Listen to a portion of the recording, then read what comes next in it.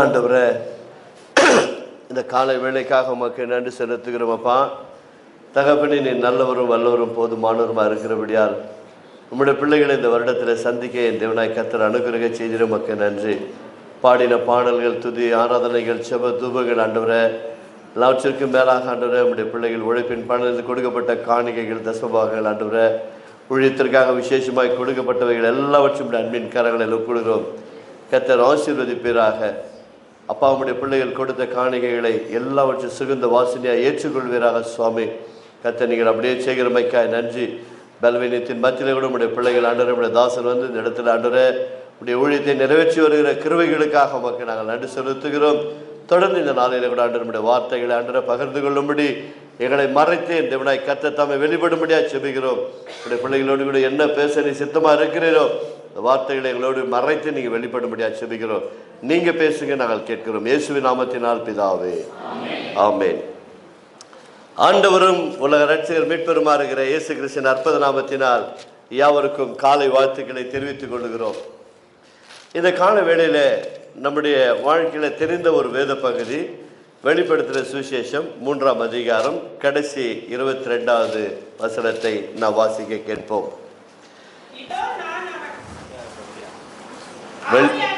ஆவியானவர் சபைக்கு சொல்லுகிறதை காதுள்ளவன் கேட்க கடவன் என்று எழுது. 2 வார்த்தை இதில் வருது. ஒன்று, சொல்லப்படுகிற வார்த்தையை செவிகளை கேளு. 2வது, இவைகளை என்ன பண்ணி வை, எழுதிய வை. 2 காரியத்தை தான் இன்னைக்கு பார்க்க போகிறோம். அதனால இந்த வார்த்தைகள் கேட்பதற்கும் இந்த வார்த்தைகளை எழுதி வைத்த வார்த்தைகளை நாம் புரிந்து கொள்வதற்கும் ஆவியானவர் சபைக்கு சொல்லுகிறது. யார் கேட்கணுமா?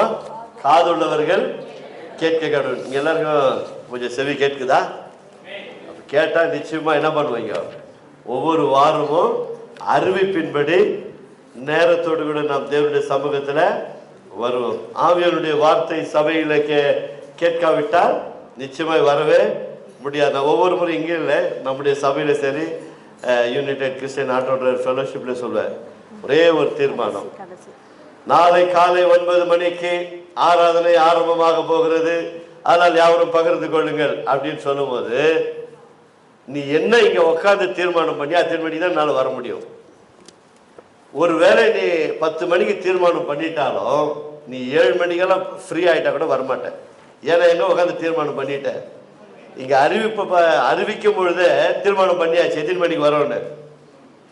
10 மணிக்கு தான் உள்ள என்ட்ராவன் பிளான் பண்ணியாச்சு. டிராஃபிக்கே காலியாக இருந்தாலும் சரி, ஃப்ரீயாக இருந்தாலும் சரி, நேரம் இருந்தாலும் சரி, வரவே முடியாது. ஏன்னா நான் இதெல்லாம் பழகி நடித்த காலங்களெல்லாம் உண்டு. மனம் திரும்பின காலத்து இதெல்லாம் தெரியாது. ஆனால் வேதாகம கல்லூரிக்கெல்லாம் போகும்போது இதை பற்றி கொஞ்சம் நல்லா ஆழமாக சொல்லி கொடுத்தாங்க. நீ உட்காந்த இடத்துல தீர்மானம் பண்ணிட்டா நீ எவ்வளோதான் ஃப்ரீ டைம் இருந்தாலும் வரவே முடியாது. அதனால தான் ஆவியானவர் இன்றைக்கு சொல்லுகிறார். ஆவியானவர் சபைக்கு சொல்லுகிறது காதுள்ளவன் கேட்க கடவன். அப்போ உண்மையிலே நான் தேவனை ஆராதிப்பது தொழுது கொள்வது உண்மை என்று சொன்னால் நாம் நேரத்தை ஆண்டவருக்காக நிச்சயமாக எந்த அளவுக்கு நாம் நேரத்தை கொடுக்கிறோமோ அந்த அளவுக்கு தேவன் நாம் எதிர்பார்ப்பதற்கு மேலாக நம்மை கர்த்தர் ஆசீர்வதிப்பார்.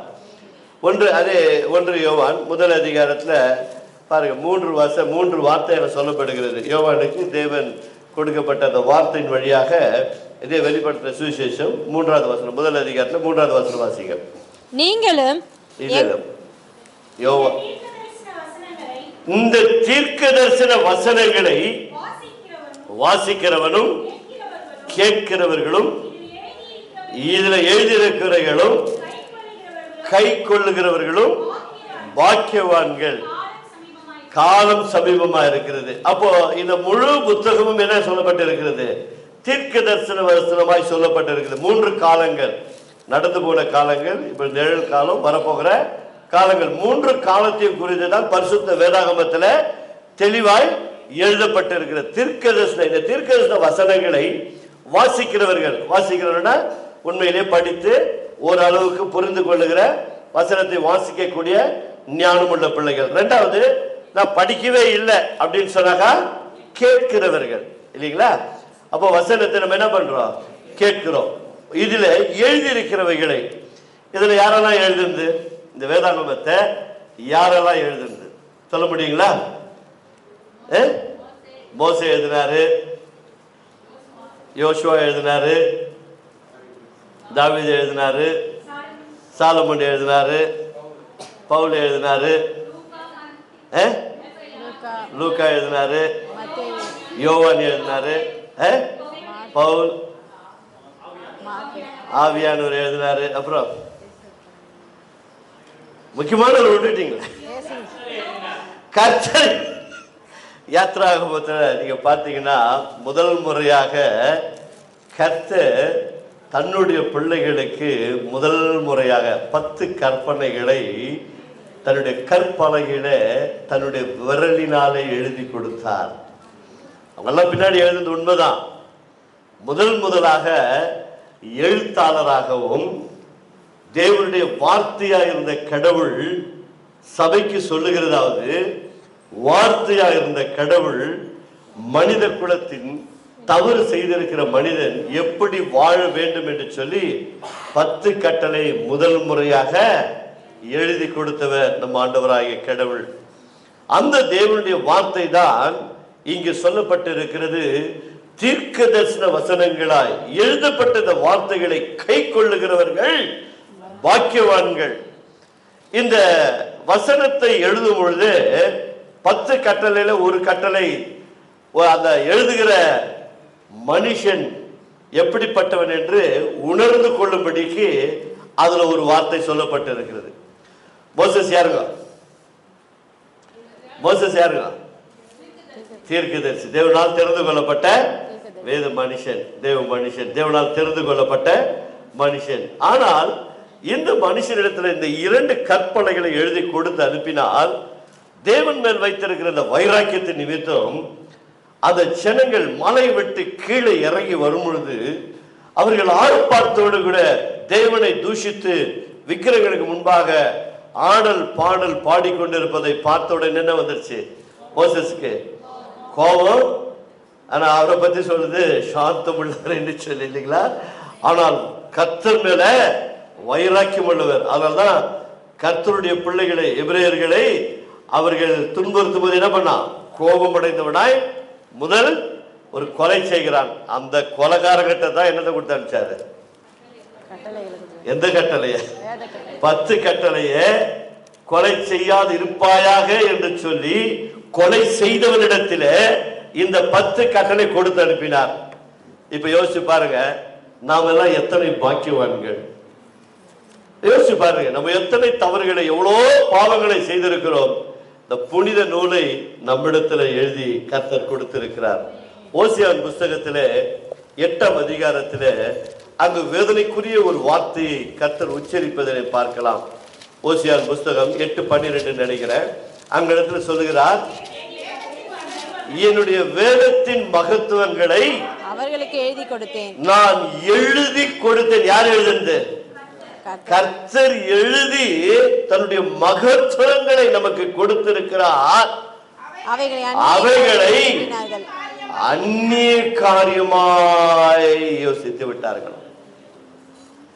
யோசித்து பாருங்க, எத்தனை பேர் பாக்கியம் உள்ளவர்கள். ஒரு கொலைக்காரனிடத்துல, கொலை செய்து விட்டு வந்திருக்கிறவரிடத்துல தன்னுடைய பரிசுத்த வேதாகமத்தை 10 கட்டளையை, நியாய பிரமாணத்தை அவருடைய கரத்தில் எழுதி கொடுத்திருக்கிறார். அந்த கட்டளைகளை, அந்த பிரமாணங்களை, இந்த புஸ்தகங்களை நமக்கு கொடுத்தும் கூட நாம் என்ன நினைச்சிட்டோமா? அந்நிய காரியமாய் நினைத்து விட்டு வேதத்தை எத்தனை பேர் உங்கள் மனசாட்சி மேல் கை வைத்து பாருங்கள். ஆவியானவர் சபைக்கு சொல்லுகிறதாவது, இந்த வேத புத்தகத்தை இரவும் பகலும் தியானிக்கிற மனுஷன் அவன் செய்வதெல்லாம் எப்பொழுது? யார் எழுதி கொடுத்தது? தேவன் எழுதி கொடுத்த இந்த புஸ்தகத்தை வாசிக்கிறவர்கள் பாக்கியவான்கள், அதை கை கொள்ளுகிறவர்கள் பாக்கியவான்கள். நீ கையிட்டு செய்கிற எல்லா காரியமும் ஆசீர்வதிக்கப்பட வேண்டும் என்று சொன்னால், தேவனுக்கு பிரியமில்லாத வாழ்ந்து கொண்டிருந்த நம்முடைய வாழ்க்கையை தேவன் இந்த பிரமாண பரிசுத்த வேதாகமத்தை உன்னுடைய கரத்துல என்னுடைய கரத்துல வருவதற்காக அவர் பட்ட பிரயாசங்கள் எத்தனை எத்தனை எத்தனை யோசித்து பாருங்கள். எத்தனை அன்புள்ள தெய்வம் பாருங்கள். நீ நானும் இருந்த ஒரு கொலைக்காரனிடத்துல இந்த பரிசுத்த வேதாகமத்தை கொடுத்து என் ஜனங்களுக்கு போய் சொல்லுவோமா? ஏற்கனவே இவன் கொலைகாரன், இவங்கிட்ட போய் என்னுடைய பரிசுத்த நியாய பிரமாணத்தை கொடுத்து அனுப்ப முடியுமோ? எவ்வளவு நல்ல தேவன் பாருங்க. அந்த நல்ல தேவன் தான் மோசேசை தெரிந்து கொண்டு அவரிடத்தில் அந்த கட்டளை கொடுத்தார். ஆனால் தேவன் மேல அவனுக்கு வைராக்கியம் இருந்தது உண்மைதான். ஆனால் தேவனுக்கு விரோதமாக பாவம் செய்த போது அந்த பிரமாணத்தை அங்கே என்ன பண்ணிட்டான்? உடைத்து போட்டு விட்டான். உடைத்து போட்டவனை அப்படியே விட்டு விடவில்லை. தேவனிடத்தில் அன்பு அதுதாங்க. ஆவியானவர் சபைக்கு சொல்லு, நம்ம எத்தனையோ தவறுகளை செய்கிறோம். ஊழியக்காரர்கள் எத்தனையோ பேர் வருவதெல்லாம் நமக்கு அறிவுறுத்தி சொல்லிக் கொண்டுதான் இருக்கிறார்கள். நம்ம சில நேரங்கள்ல என்ன எப்ப பார்த்தாலும் இந்த பாஸ்டர்கள் வந்தா நம்மளுக்கு அட்வைஸ் பண்றதுலயே இருக்கிறாங்களே அப்படின்னு நம்ம நினைக்க கூடாது. நம்ம சில காரியங்களை மாற்றிக்கொள்ள வேண்டும். எனக்கு ஒரே ஒரு ஆச்சரியம் என்னவென்று சொன்னால், நம்ம ஆதி திருச்சபையில வேதத்தை அறியாத இருக்கும் பொழுது தெய்வ பக்தி இருந்தது. பக்தி வேஷத்துல நாம் போய்கொண்டிருந்தோம். ஏதோ நம்முடைய முன்னோர்கள் சொல்லிக் கொடுத்த அந்த வேதத்தின்படி நாம் ஆராதனைக்கு பங்கு பெறுவோம். அப்ப யாராவது லேட்டா போனீங்களா? யோசிச்சு பாருங்க. சத்தியம் தெரியாது, ஆனால் கடவுள் பயம் இருந்தது, தெய்வ பயம் ஒன்று இருந்தது. நேரத்தோடு காலையில 5 மணிக்கு 6 மணி மாசு 7 மணி மாசு கடந்து போனல. ஏன் சத்தியத்தை அறிந்த பிறகு இந்த பலவீனங்கள்? ஏன் இந்த சத்தியத்தை அறிந்த பிறகு நம்முடைய வாழ்க்கையில இப்படிப்பட்ட பின்வாங்குதல்? அவர்களுக்கும் எனக்கும் என்ன வித்தியாசம்? சத்தியத்தை அறிந்து கொண்டேன் அதனால் எல்லாம் சரி என்று சொல்வது இல்லை இல்லை இல்லை. சத்தியத்தை அறிந்தவர்கள் தான் அறியாத மக்களுக்கு முன்பதாக நாம் சாட்சியாய் வாழ வேண்டும். இதைதான் கர்த்தர் விரும்புகிறார். ஒரு காலத்தில் மோசேஸ் உண்மையில கோபக்காரனா இருந்திருக்கலாம், ஒரு கொலைக்காரனா இருந்திருக்கலாம். அப்படிப்பட்ட மனுஷனை தேவன் தெரிந்து கொண்டு அவனிடத்தில் இந்த பிரமாணத்தை கொடுத்து அனுப்புகிறார். அவனோ அதை என்ன பண்ணிடுறான்? உடைத்து போட்டு விடுகிறான். ஆனால் அந்த மனுஷனிடத்துல இன்னொரு குவாலிட்டி இருந்துச்சு. அது என்னன்னு சொன்னா, இந்த ஜனங்கள் எத்தனை பாவங்கள் செய்தாலும் எத்தனை அக்கிரமங்கள் செய்தாலும் தேவன் கோபம் படும் போதெல்லாம் அந்த கோபத்தை தனி செய்கிற ஒரு மனுஷனா இருந்தார். அல்லேலூயா. ஆவியானவர் சபைக்கு சொல்லுகிறதாவது, காதுள்ளவர்கள் தயவு செய்து கேளுங்கள், இந்த வேத சத்தியங்களை புரிந்து கொள்ளுங்கள். தேவனுடைய அன்பை நாம் புரிந்து கொள்ள வேண்டும். தேவன் யாரையும் உடனடியாக நியாய தீர்ப்பதில்லை.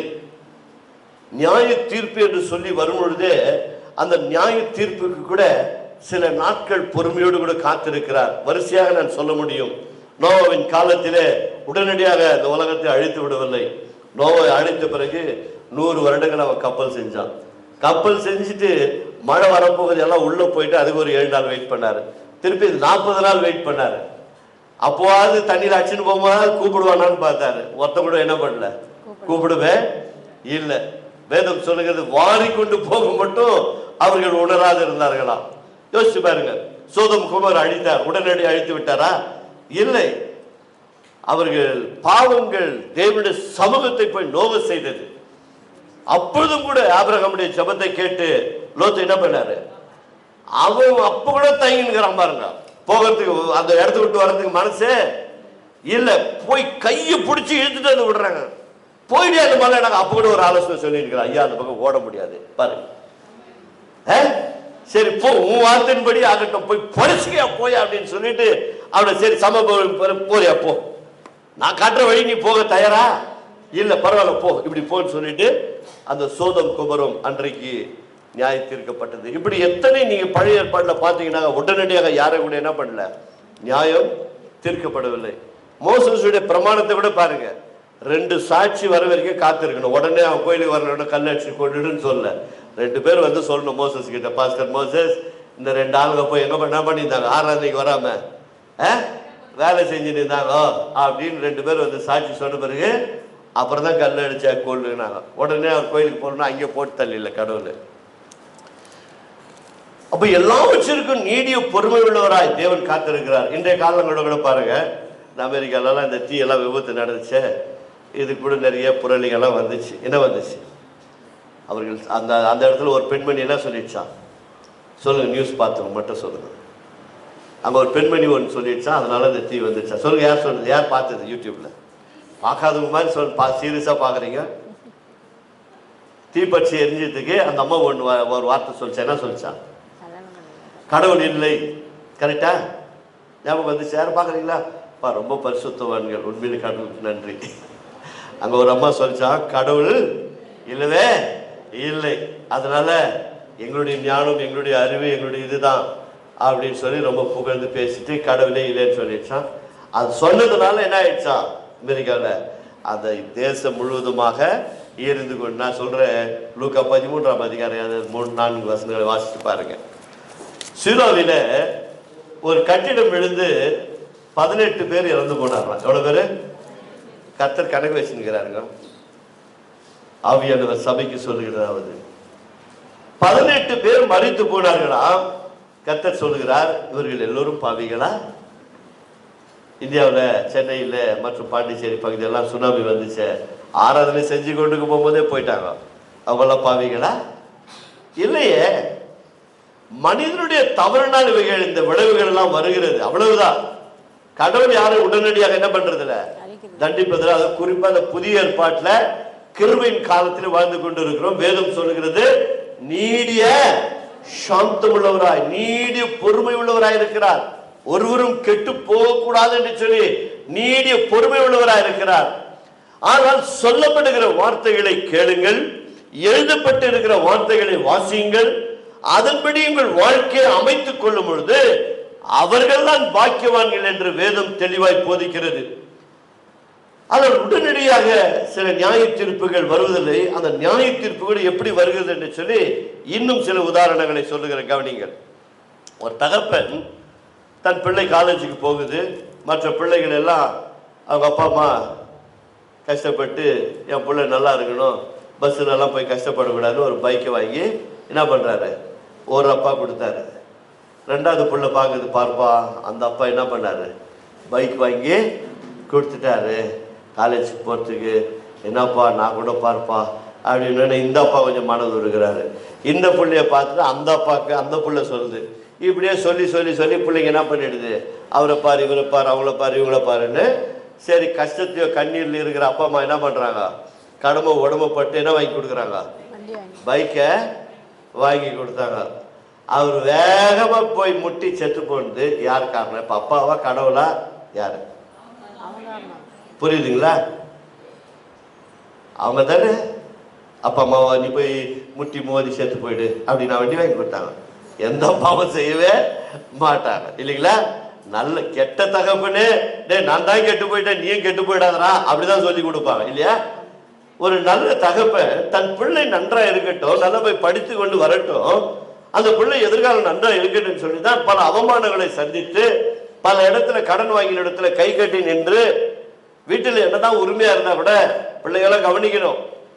பிள்ளைகள்லாம் இந்த காலங்களில் இந்த யூடியூப்ல போய் ரொம்ப அடிக்ட் ஆகிட்டு இருக்கிறாங்க. தயவுசெய்து கவனிங்கள். இன்னொன்று, இந்த பிள்ளைகளை நான் கடந்த முறை கூட சொன்னேன், பிள்ளைகள் யாரும் விஷ் பண்றதே இல்லை. இப்போ பெரியப்பா சித்தப்பா மாமா மச்சா யாருக்குமே தெரியவே தெரியாது. ஆவியானவர் சபைக்கு சொல்லுகிறது, காதுள்ளவன் கேட்க கடவன். வாலிப தம்பி தங்கச்சி, தேவனுடைய வார்த்தைக்கு நீ எவ்வளவு கீழ்ப்படுகிறாயோ அவ்வளவு தேவனுடைய ஆசீர்வதித்து உயர்த்துவார். பெரியவர்களை பார்த்து மதியுங்கள், பெரியவர்களை பார்த்தா ஸ்தோத்திரம் பண்ண கற்றுக்கொள்ளுங்கள். வேத வசனம் அதை தான் நமக்கு கற்றுக் கொடுக்கிறது. ஒரு கணவன் எப்படி வாழ வேண்டும், ஒரு மனைவி எப்படி இருக்க வேண்டும், ஒரு பிள்ளைகள் எப்படி இருக்க வேண்டும், சபை போதகன் எப்படி இருக்க வேண்டும், ஊழியக்காரன் எப்படி இருக்க வேண்டும், எல்லாவற்றையும் மனிதன் கேட்கிற அத்தனை கேள்விகளுக்கும் வேதத்திலே பதில் உண்டு. ஆனால் இது சொல்லப்பட்ட வார்த்தைகளை ஆவியானவர் சபைக்கு சொல்லுகிறதாவது, காதுள்ளவன் கேட்க கடவன். சொல்லப்பட்ட வேத சத்தியங்களை புரிந்து கொள்ளுங்கள். அப்போ வேத சத்தியத்துல என்னென்ன எழுதப்பட்டு இருக்கிறது? அப்போ 32ஆம் யாத்ரா 32ஆம் அதிகாரத்துல இதே மோசஸ் ஆண்டவர் சொல்றாரு, அப்பா இந்த பசங்க எல்லாம் ஜனங்க மனக கலந்துள்ள ஜனங்க என்ன, அதனால இவங்களால நான் என்ன பண்ணிடுறேன், அழித்தே போடுற, கொண்டு போட்டுறேன். நம்ம பாஷையில சொன்னாக்கா போட்டு தள்ளிடுறேன், நீ வாயா உன்னை பெரிய ஆள் ஆக்கிடுறேன்றாரு. இப்ப என்ன பண்ணிருக்கணும் மோசஸ், ஆஹா பரவாயில்ல நம்மள பெரிய ஆள் ஆக்கிடுறாராமே அப்படின்னு சந்தோஷப்பட்டு என்ன பண்ணாரு, வேதனைப்பட்டார். என்ன பண்ணாரு, வேதனை பட்டார். வேதனை பட்டு என்ன பண்ணாரு, 32 ஆகிலும் தேவரீர் அவர்கள் பாவத்தை மன்னித்தருளினார். அவர்களுடைய பாவத்தை மன்னித்தருளினால் மன்னித்தருளும், இல்லாவிட்டால் நீர் எழுதின உம்முடைய புஸ்தகத்திலிருந்து தமது புஸ்தகத்திலிருந்து எனது பெயரை கிறுக்கி போடும். இது எப்ப? இது யார் எழுதுனது? இந்த புஸ்தகத்துல யாரு எழுதுனது? மோசஸ் பேரை யாருக்கு எழுதுனது? நீங்க எழுதுனீங்களா? மோசஸ் எழுதினாரா? இந்த புஸ்தகத்துல கர்த்தர் மட்டும் தான் எழுதினார். நல்ல கவனிங்க, ஆவியானவர் சபைக்கு சொல்லுகிறது. அங்க கற்பனை எழுதி கொடுத்ததும் கர்த்தர் தான், இங்க எழுதி வச்சிருக்கிறதும் கர்த்தர் தான். அப்ப இவனுக்கு நல்லா தெரியும், பரலோகத்துல ஒரு புஸ்தகம் இருக்குது, அதுல என் பேரு இருக்குது. நல்லா கன்ஃபார்ம். இங்க உட்கார்ந்து இருக்கிற எத்தனை பேருக்கு என் பேர் ஜீவ புஸ்தகத்தில் இருக்குது தெரிஞ்சு வச்சிருக்கு.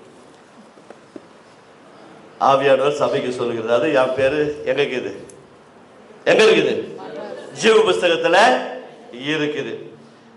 வானம் பூமி ஒழிந்து போகும், என்னுடைய வார்த்தை ஒழிந்து போகாது. அப்ப மனிதர்கள் எழுதின அத்தனை புத்தகங்கள் என்ன ஆயிடும்? அழிந்து போய்விடும். என்ன பரிசுத்த வேதாகமத்தை எத்தனை ஆயிரம் கொடுத்தா கூட இப்ப என்ன பண்ணிடலாம்? வாங்கி விற்பனை செய்து விடலாம். ஆனா ஜீவ புஸ்தகத்தை யாரும் என்ன பண்ண முடியாது? வாங்கவும் முடியாது, அதை திறந்து பார்க்கவும் முடியாது. அது அவர் எழுதி வைத்திருக்கிறது. ரட்சிக்கப்பட்டிருக்கிறவர்களை, ஆட்டுக்குட்டியானவருடைய ரத்தத்தால் கழுவப்பட்ட பிள்ளைகளுடைய பெயர்களை ஜீவ புஸ்தகத்தில எழுதப்பட்டிருக்கிறது. அப்படிப்பட்ட ஜீவ புஸ்தகத்தில் இருக்கிற பெயரையே பெயர் என்ன பண்ணிடுங்க? இந்த பிள்ளைகளுடைய பாவங்களை மன்னித்தால் மன்னித்தலும். உன்னால் என்னால சொல்ல முடியுமா? சாதாரண புத்தகம் இல்லைங்க, ஜீவ புஸ்தகம். வாசித்து பாருங்க. வெளிப்படுத்தின சுவிசேஷம் 20ஆம் அதிகாரம் 12வது புஸ்தகத்துல 12வது வசன 12ஆம் அதிகாரம் 12வது வசனத்துல வாசிச்சு பாருங்க. சின்னவங்க இருந்து பெரியவங்க வரைக்கும் தேவனுடைய சமூகத்துல போய் நிக்கிறாங்க. மரித்த எல்லா ஆத்துமாக்களும்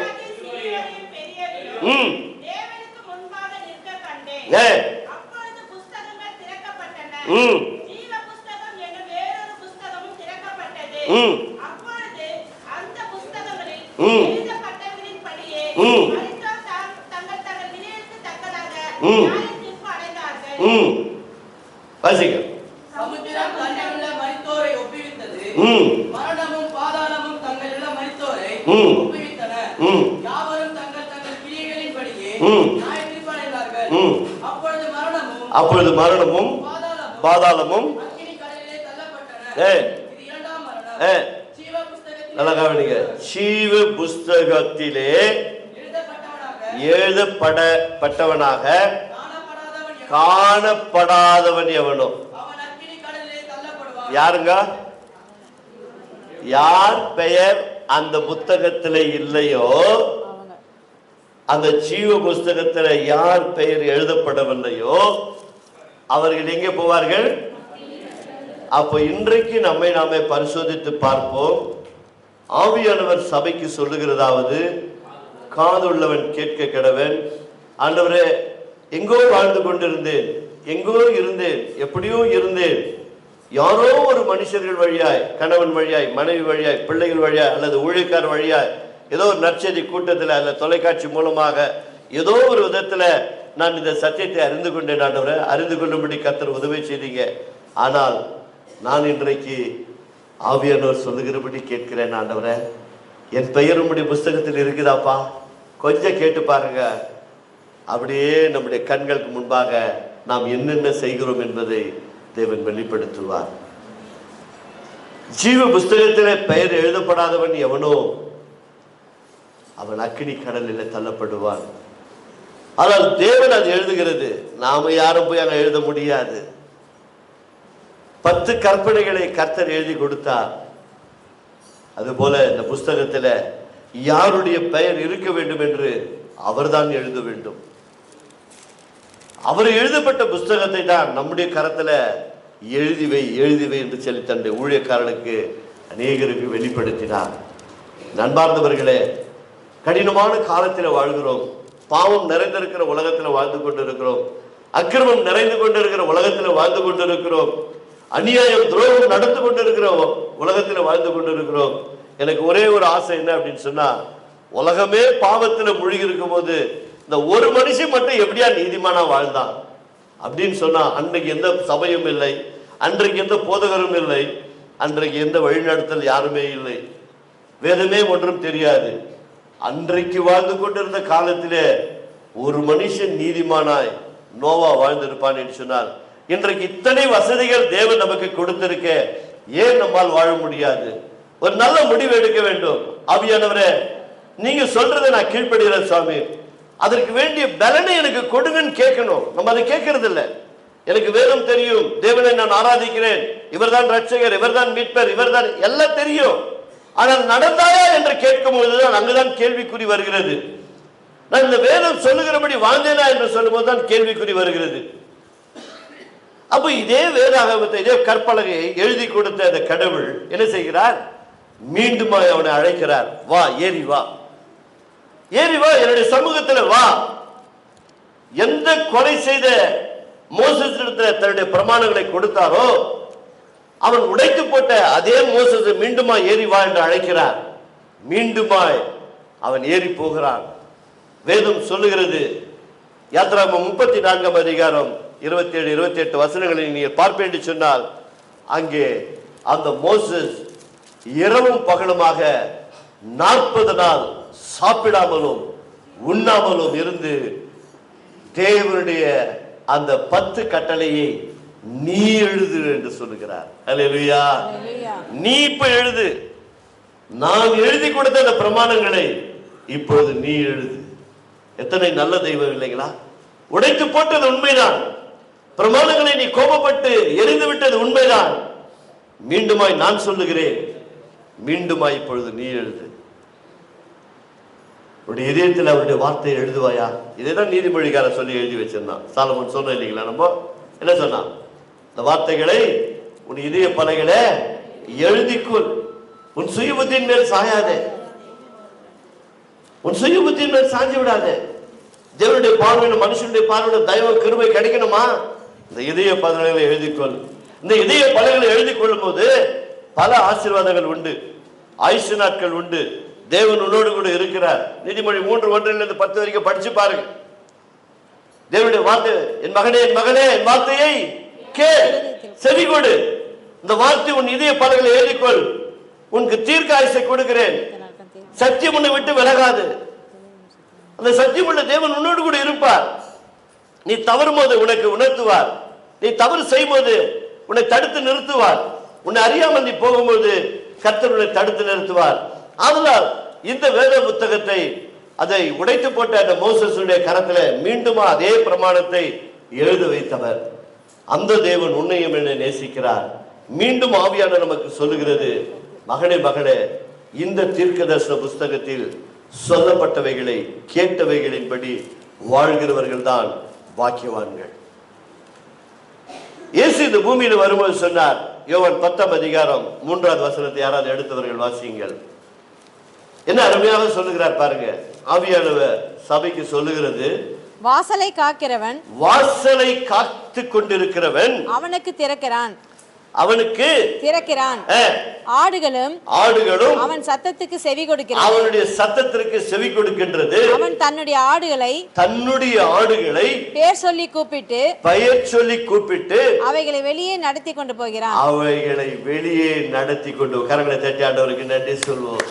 வாசலை காக்கிறவர் உன் தேவனாகிய கர்த்தர் தன்னுடைய ஆடுகளை பெயர் சொல்லி அழைத்திருக்கிறார். உங்களை ஒவ்வொருவரையும் அவர் பெயர் சொல்லி அழைத்திருக்கிறார்.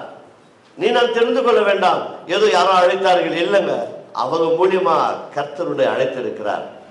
அதுதான் இந்த சபையில வந்து அமர்ந்திருக்கிறோம். தேவனுடைய வார்த்தை நமக்கு சொல்லிக் கொண்டிருக்கிறது. அவருடைய வார்த்தை நம்முடைய செவிகளில் விழுந்து கொண்டிருக்கிறது. வாசலை காக்கிறவன் அவன் தன்னுடைய ஆடுகளை பெயர் சொல்லி அழைத்தானா. அந்த ஆடுகளை என்ன செய்கிறது? அவன் சத்தத்திற்கு செவி கொடுக்கிறது. அல்லேலூயா.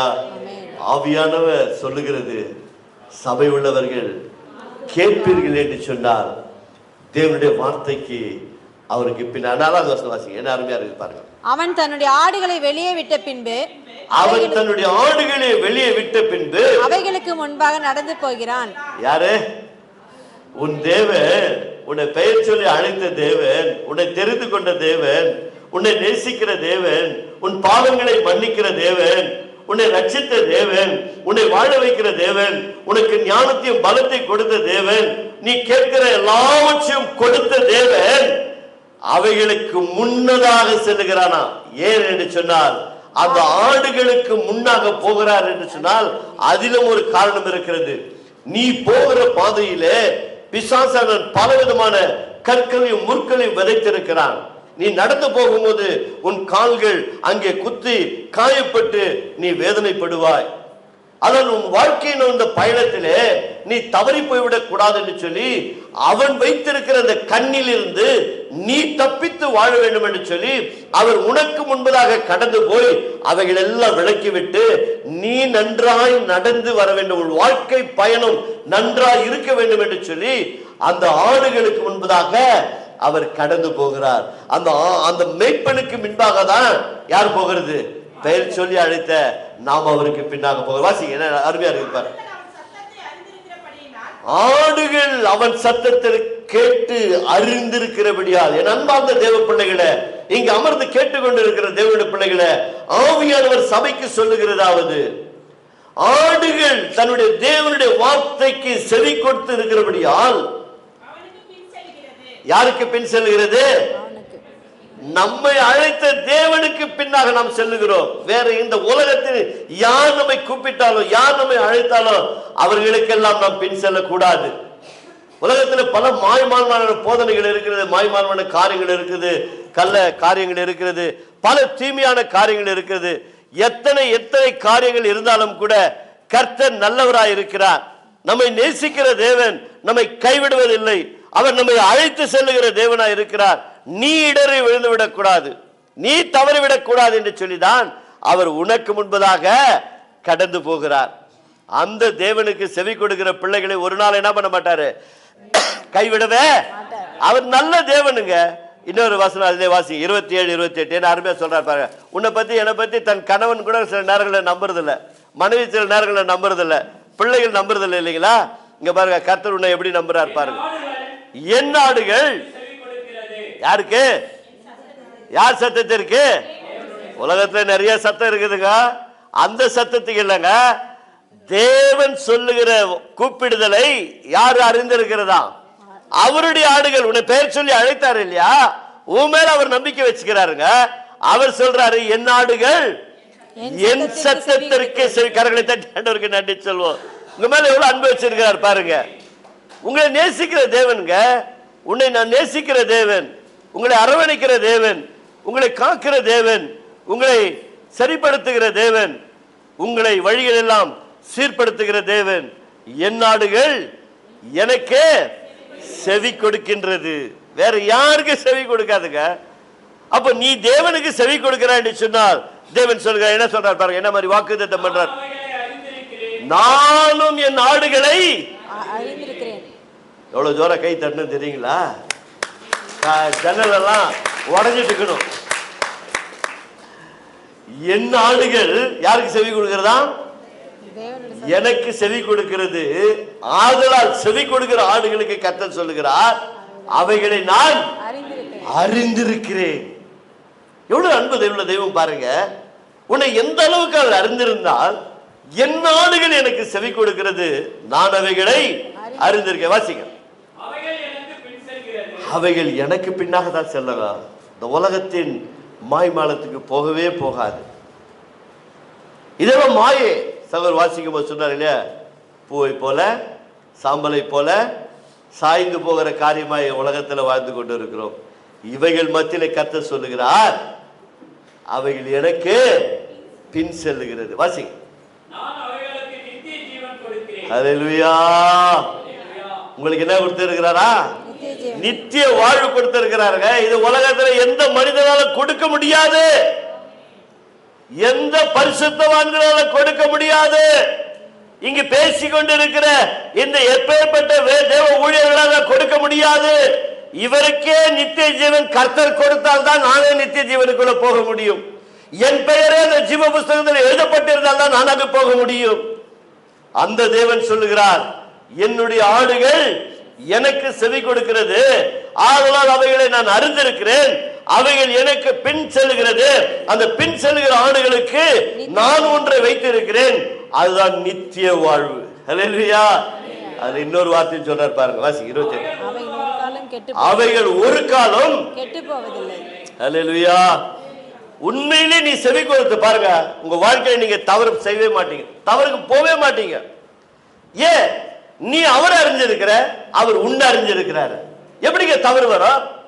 நீ அவரை நன்கு அறிய அறிய அறிய அறிய தேவனை அறிகிற அறிவை, கிறிஸ்து அறிகிற அறிவை வர வர வர வர அவர் உன்னை பற்றி நன்றாய் அறிந்து அறிந்து அறிந்து அவரும் அறிந்து வைத்துக் கொண்டிருக்க, உன்னை பற்றி எல்லாம் அவருக்கு தெரியும்.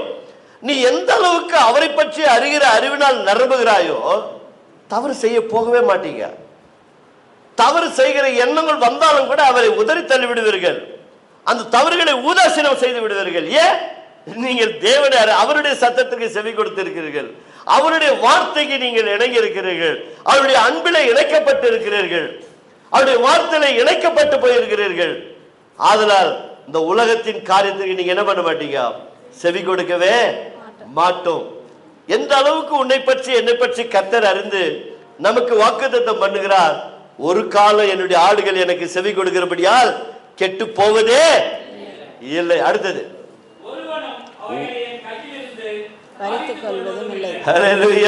என்ன சொல்றாரு? எந்தெந்த உலகத்தின் அதிபதியாக பிசாசு என் கரத்துல இருக்கும்போது அவன் என்கிட்ட உங்களை என்ன பண்ண முடியாது? பறிக்கெடுத்து கொண்டு போகவே முடியாது.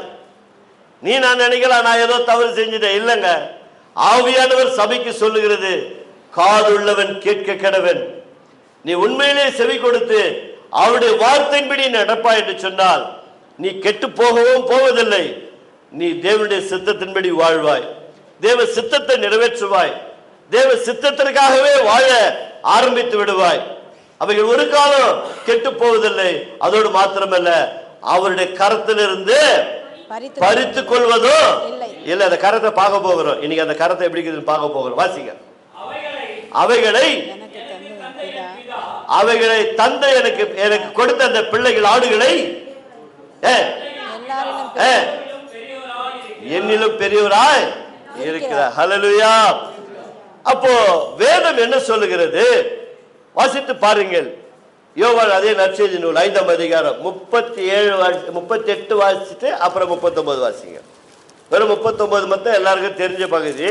ஆனா அதுக்கு முன்னாடி 38 வாசிங்க. என்னை அனுப்பின பிதாத்தாமே 38. அவர் அனுப்பினவரை நீங்கள்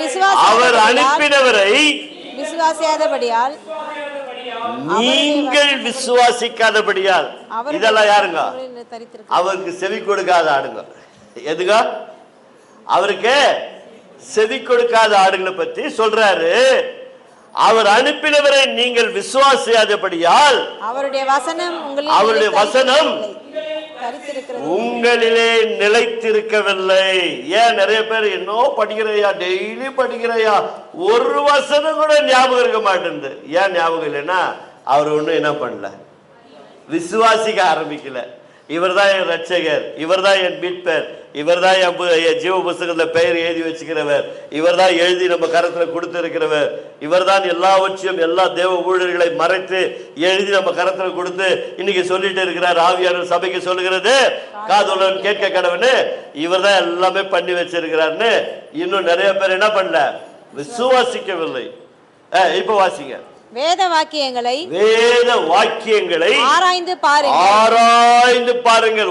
ஒரு ஆதியாகமம் முதல் கொண்டு வெளிப்படுத்த விசேஷம் வரைங்க என்ன பண்ணாதீங்க, விட்டுடாதீங்க. எல்லாத்தையும் ஆராய்ந்து பாருங்கள். அவைகளால் உங்களுக்கு நித்திய ஜீவன் உண்டு. என்ன உண்டு? நீங்க வேதத்தை எந்த அளவுக்கு புரட்டுறீங்களோ அந்த அளவுக்கு உங்களுக்கு நித்திய ஜீவன் நிச்சயமாய் உண்டு. என்னை குறித்து சாட்சி கொடுக்கிறவைகளும் அவைகளே. என்னை குறித்து சாட்சி கொடுக்கிறவைகளும் அவைகளே. அப்போ இந்த வேத சத்தியத்தின்படி அவைகளை நான் அறிந்திருக்கிறேன், அவைகள் என் கரத்திலிருந்து பறித்து கொண்டு போக முடியாது. அப்ப நீங்க எல்லாம் யாருடைய கரத்தில் இருக்கிறீங்க? எல்லாருக்கும் தெரிந்த பகுதி. யாராவது நான் வசனம் சொல்லவே படிக்க பார்க்கலாம். வசனம் சொல்லாமே படிக்க பார்க்கலாம். டக்குன்னு யாருன்னா எவ்வளவு வேதத்துல ஊறி இருக்கீங்க. என் உள்ளங்கைகளில் உன்னை வரைந்திருக்கிறேன். என் உள்ளங்கைகளில் உன்னை வரைந்திருக்கிறேன். பா கரங்களை தட்டி ஆண்டவருக்கு நன்றி சொல்ல. பரவாயில்ல, வசனத்தை நல்லா கேட்டு இருக்காங்க. வாசிக்க அந்த வசனத்தை. ஏசாயா 49:16. இப்ப தெரிந்து பாருங்க நீங்க எங்க இருக்கிறீங்க. இதோ என்னுடைய உள்ள கைகளில் உன்னை வரைந்து வைத்திருக்கிறேன். நீ எப்போதும் என் கண் முன்னால் இருக்கிற மகனே மகளே. ஆவியானவர் சபைக்கு சொல்லுகிறதாவது, என் கரத்திலிருந்து உன்னை யாரும் பறித்து கொண்டு போக முடியாது என்று சொன்னாரே, அந்த தேவன் இந்த 2 கரங்களிலும் உன்னை வைத்து ஒவ்வொரு நாளும் பார்த்து கொண்டிருக்கிறார். என் பிள்ளைகள், எனக்கு செவி கொடுக்கிற பிள்ளைகள், என் வார்த்தைக்கு கீழ்ப்படுகிற பிள்ளைகள், என்னுடைய மந்தை நான் சொல்லுகிற சத்தத்தை எந்நாடுகள் கேட்கிறது. அந்நியன் கேட்பதில்லை, அவிசுவாசி கேட்க மாட்டான், அதை விசுவாசிக்காதவன் கேட்கவே மாட்டான். எவ்வளவுதான் அவனுடைய செவியில விழுந்தாலும் கூட நம்முடைய வார்த்தையின்படி சில காரியங்கள் எல்லாம் பழமொழியாக சொல்ல வைக்கப்பட்டு இருக்கிறது இல்லைங்களா? என்னதான் காதுல சொன்னாலும் இறந்து போனவனுக்கு சக்கு உதவி என்ன பண்ணாதான், கேட்கவே கேட்காது. அப்ப நடமாடுகிற பிணமாக சிலர் அவிசுவாசிகள் உலகத்தில் இருக்கத்தான் செய்கிறார்கள். ஒருவேளை இங்க ஒரு நாள், ஒருவேளை இவ்வளவு நாட்கள் செவி கொடுக்காத போயிட்டாண்டவர இன்றைக்கு செவி கொடுத்து கேட்கிறேன்னு சொன்னா நீதான் பாக்கியவான், நீதான் பாக்கியவதி. சொல்றாரு, நான் உன்னை என் உள்ள கையில வரைஞ்சு வச்சிருக்கிறேன். ஒவ்வொரு நாளும் உன் மதில்கள் கண் முன்னால இருக்கிறது. ஏன் கரத்தில் இருந்து உங்களை எந்த சக்தி என்ன பண்ண முடியாது, பிரித்து கொண்டு போகவே முடியாது. ஏன்னா அந்த அளவுக்கு நான் உங்களை நேசிக்கிறேன். நீங்க என்ன நேசிக்கிறீங்க? நான் உங்களுக்கு அந்த வார்த்தை கொடுத்திருக்கிறேன். அந்த வார்த்தை நீங்க உள்வாங்கி கொண்டீங்க. என்னை ஆராய்ந்து பார்த்தீர்கள். என்னை ஆராய்ந்து பார்த்து என்னுடைய வார்த்தைக்கு மாத்திரம் நீங்கள் செவி கொடுத்து உங்கள் வாழ்க்கையை அமைத்திருக்கிறீர்கள். ஆதலால் என் கரத்திலிருந்து ஒருவர் உங்களை பறித்து கொண்டு போகவே முடியாது. நான் என்னுடைய உள்ள கையில வரைந்தது. நம்ம கை வந்து இவ்வளவுதான் இருக்குதுங்க. வேத ஏசாயா தீர்க்கதரிசன புத்தகம் என்ன சொல்லுது? வானம் சிங்காசனம், பூமி. அப்ப சிங்காசனம்னா இப்ப ஐயா உட்கார்ந்து இருக்கிறாரு பாருங்க, இதுதான் சிங்காசனம். சிங்காசனத்துல உட்கார்ந்து இருக்கிறாரு. அப்போ அதுலயே பாதி கால் மடங்கிட்டு இருக்கு இல்லையா? உட்கார்ந்து இருக்கிற சிங்காசனத்துக்கு அங்க தலை இருக்குது, காலு பூமியில இருக்குது. அப்ப அவர் கை எவ்வளவு பெருசு இருக்கு கொஞ்சம் யோசிச்சு பாருங்க. இப்போ நம்ம கை இவ்வளவு இருக்குது இல்லையா? அவர் கை எவ்வளவு பெருசு இருக்கு கொஞ்சம் யோசிச்சு பாருங்க. அப்ப இந்த உலகத்துல படைத்த அத்தனை மனிதனுடைய ரட்சிக்கப்பட்ட, மீட்கப்பட்ட, செவி கொடுத்த அத்தனை பிள்ளைகளுடைய கரங்கள், அத்தனை பிள்ளைகளுடைய பெயர்கள் அவருடைய கரத்தில் இருக்கும்ல. அல்லேலூயா. அந்த தேவன் தான் சொல்லுகிறார், என் கரத்திலிருந்து ஒருவரும் பறித்து கொண்டே போகவே முடியாது. ஆனால் தேவனுடைய பிள்ளைகளே, தேவனுடைய வார்த்தைக்கு நாம் செவி கொடுக்க கற்றுக்கொள்ள வேண்டும். ஆனால் மூன்றாவதாக தேவன் ஒரு இடத்துல சுவரிலே எழுதிவிட்டார். எங்க எழுதிட்டாரு? சுவர்ல ஜட்ஜ்மெண்ட் எழுதிட்டார் உடனே. அது எங்கங்க இருக்கு? பரவாயில்ல, நல்லா நல்ல வேத பாடத்தை நல்லா என்ன பண்ணியிருக்கீங்க, படிச்சு இருக்கிறோம். 5ஆம் அதிகாரம் எடுத்துக்கொள்ளுங்க. தானியேல் புஸ்தகத்துல ஒரு மனுஷன் அங்கு தேவனுக்கு விரோதமாக பாவம் செய்கிறான். அதை தேவன் தன்னுடைய விரலினாலே என்ன பண்ணிட்டாரு? சுவரிலே எழுதிவிட்டார். அந்த வார்த்தையை அவன் படித்த உடனே கலங்கி போகிறான், திகைத்து போகிறான், பயந்து போகிறான். வாசி அந்த 5வது வசனத்தை, 5:6. அந்த நேரத்திலே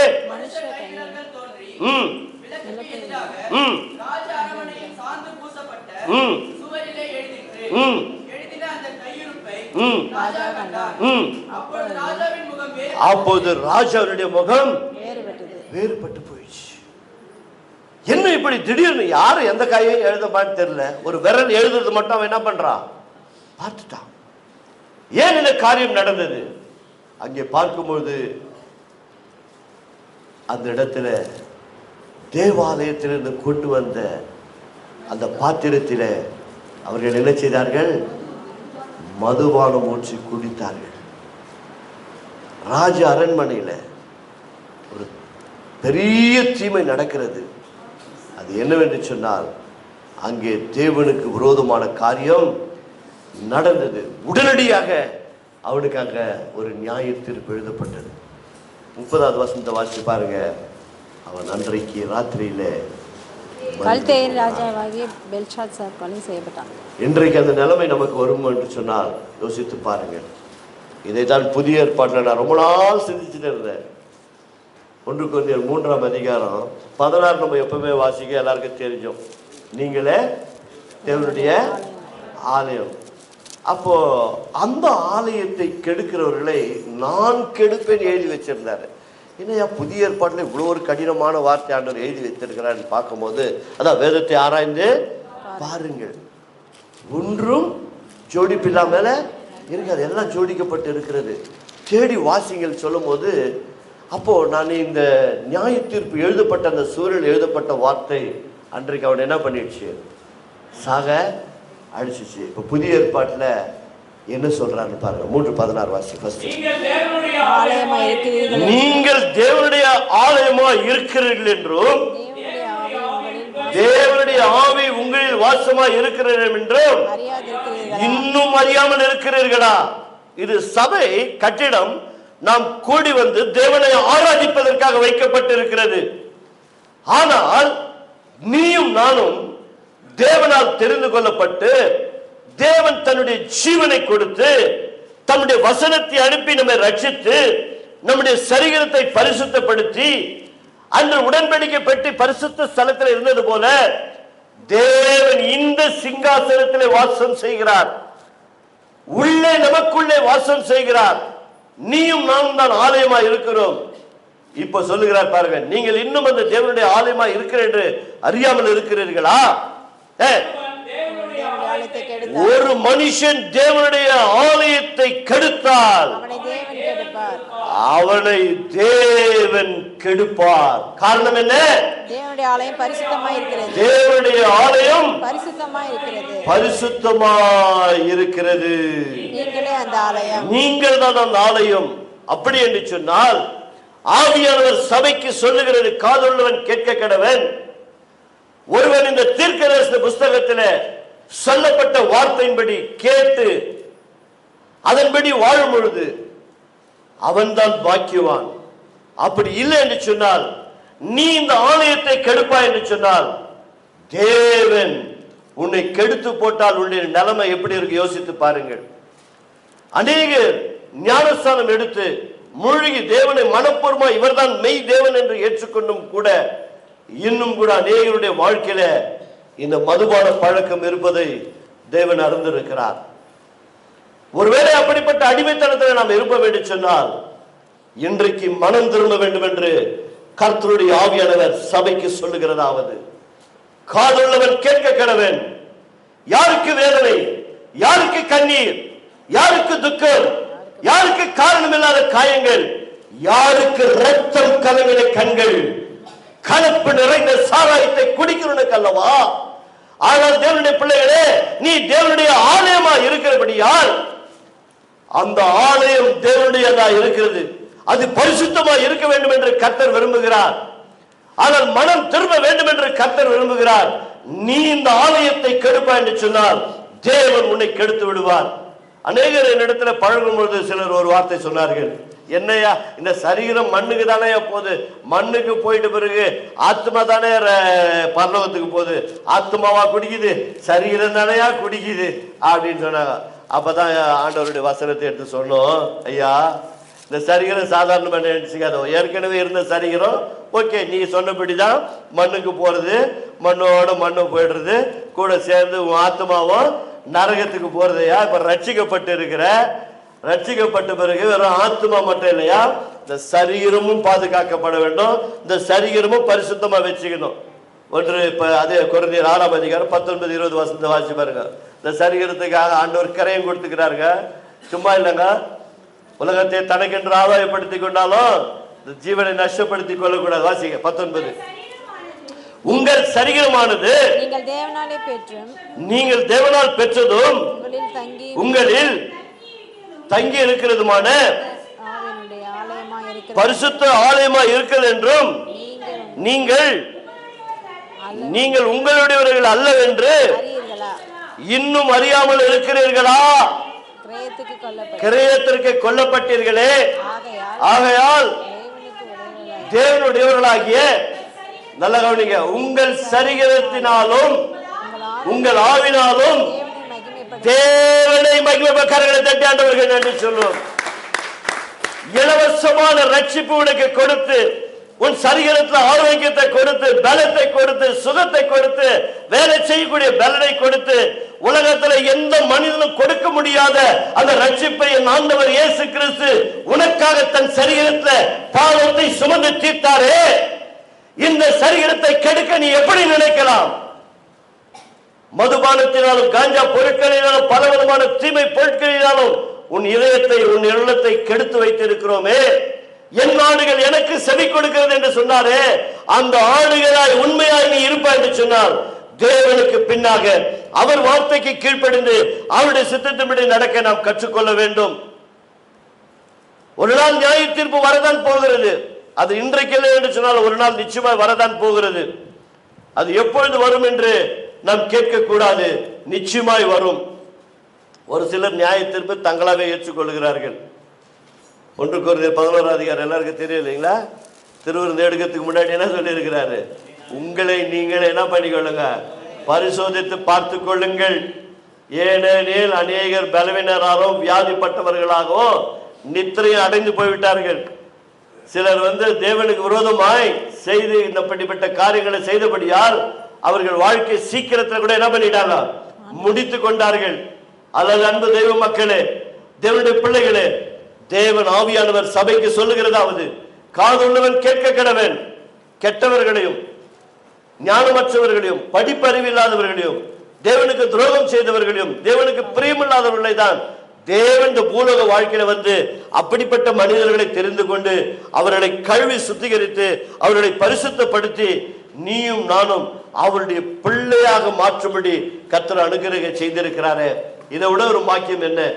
ரோமர் 8 அதிகாரம் 14வது வசனத்தை வாசித்து பாருங்கள். நீயும் நானும் எப்படிப்பட்ட ஒரு பாக்கியத்தை பெற்றிருக்கிறோம், எப்படிப்பட்ட ஸ்லாக்கியத்தை தேவன் கொடுத்திருக்கிறார். இந்த தேவனுடைய சித்தத்தின்படி நான் வாழ்கிறோமா? இந்த தேவ ஆவியானவர் என்னை நடத்துகிறாரா? இந்தக்குள்ள இந்த ஆவிதான் இருக்கிறதா? யோசிச்சு பாருங்க. வாசிங்க 14 பாருங்க. தேவன் எவர்களை, நீயும் நானும் தேவனுடைய ஆவியில நடத்தப்படுகிறார்களோ அவர்கள் தெளிவா இருக்குதுங்க. நீயே ஜட்ஜ்மெண்ட் பண்ணிக்கலாம். தேவனுடைய ஆவியால் நீ நடத்தப்பட்டா நீ யாரு? இதுல சந்தேகமே யாரும் போய் எனக்கு நீ தேவனுடைய பிள்ளைன்னு சொல்ல வேண்டிய அவசியமே இல்லைங்க, இல்லவே இல்லை. வாசி. அது எப்படி? அந்தபடி திரும்பவும் பயப்படுகிறதற்கு வேதனத்தின் ஆவியை பெறாமல் புத்திர சுவீகாரத்தின் ஆவியை பெற்றீர்கள். ஏன் பழைய ஆவி உங்ககிட்ட இல்லைன்னு கர்த்தர் சொல்லுகிறார்னா, ஏற்கனவே ஒண்ணுக்கு அடிமையா இருந்தீங்க, பாவத்துக்கு அடிமைப்பட்டு போயிருந்தோம். அந்த ஆவி நம்மளை கட்டி வச்சிருந்தது. அந்த பிசாசின் பிடியில் இருந்துதான் நம்மளை என்ன பண்ணாரு? விடுதலை ஆக்கினார். விடுதலையாக்கி இப்ப அப்பா பிதாவை என்ற உரிமையோடு கூட கூப்பிடுகிற புத்திர சுவாக்கியத்தை நமக்கு கொடுத்திருக்கிறார். ஆனால் கர்த்தருடைய ஆவியானவர் சபைக்கு சொல்லுகிறதாவது, இந்த தீர்க்கதரிசன புஸ்தகத்தில் எழுதப்பட்ட வார்த்தைகளும் இந்த வேத வாக்கியங்கள் எல்லாம் ஆராய்ந்து பாருங்கள், எல்லாம் அவரை குறித்து தான் சொல்லப்பட்டிருக்கிறது. என் ஆடுகள் எனக்கு செவி கொடுக்கிறது, நான் உண்மையிலே அவருக்கு செவி கொடுப்பேன் என்று சொன்னார், நிச்சயமாய் நான் நியாய தீர்க்கப்படவே மாட்டேன். நான் நிச்சயமாய் அவருடைய ராஜ்யத்தில் நித்தியமாய் அவர் கொடுக்கப்பட்ட வாக்குத்தத்த வசனத்தின்படி நித்திய ஜீவனை கொடுக்கிறேன் என்று வாக்குத்தத்தம் பண்ணினவர் அவர் மாறவே மாட்டார். ஒரு முறை இந்த பழைய ஏற்பாடு காலத்தில் பழைய ஏற்பாட்டு ஜனங்கள் எல்லாம் இந்த வேதத்தை புரியாதவர்கள் இயேசுவிடத்தில் ஒரு அம்மா கொண்டு வந்தாங்க. என்னன்னு? மோசஸுடைய பிரமாணம் இப்படி சொல்லுதே, நீ என்ன சொல்ற? ஒரு பக்கம் அந்த அம்மாவை கல் போட்டு தள்ளிடணும், இன்னொரு பக்கம் இவர் குற்றம் செஞ்சா இவரை பாவின்னு இவரை போட்டு தள்ளிடணும். வந்தவனுங்க சாதாரண ஆளுங்க இல்லை, வேதத்தை நல்லா தெரிஞ்ச ஆளுங்க, கையும் கிளவுமா பிடிச்சிட்டு வந்தாங்க இல்லைங்களா? அவனுக்கு என்ன சொன்னாங்க ஆண்டவர்கிட்ட? கையும் மெய்யுமாக பிடிச்சிட்டு வந்தாங்க. எதையா இன்னொரு ஆளு அங்கேயாமா தப்பு பண்ணிட்டாங்க, ஃபர்ஸ்டே தப்பு பண்ணிட்டாங்க. சரி, மோசஸ் நியாயப்பிரமாணம் என்ன சொல்லுது? இந்த மாதிரி தப்பு செஞ்சாக்கா கல்லடிச்சு கொல்ல வேண்டும் என்று சொல்லப்பட்டிருக்கு. நீ என்ன சொல்ற அப்படின்னு சொன்னார். நாங்க கூட, யார் கட்சி? உங்க கட்சி தாயா. நான் கூட நியாயப்பிரமாணம் தான் ஃபாலோ பண்றேன். நான் புதிய ஏற்பாட்டை என்ன பண்ணல, ஃபாலோ பண்ணல. நான் கூட உங்க கட்சி தாயா. ஒன்று பண்ணுவோம், நம்ம எல்லாம் ஒன்று சேர்ந்து. கதை அப்படிதான் படிக்கணும், படிக்கும் போது அப்படி படிக்கணும். நான் கூட உங்க கட்சி தான், நம்ம எல்லாம் செய்வது ஒன்று செய்வோம், தப்பு செய்யாதாலே முதல் போட்டுடுவோம் அப்படின்னா. வேதம் சொல்லுகிறது, சின்ன புள்ளிலேருந்து பெரிய ஆள் வரைக்கும் கல் அப்படியே கீழே போட்டாங்க.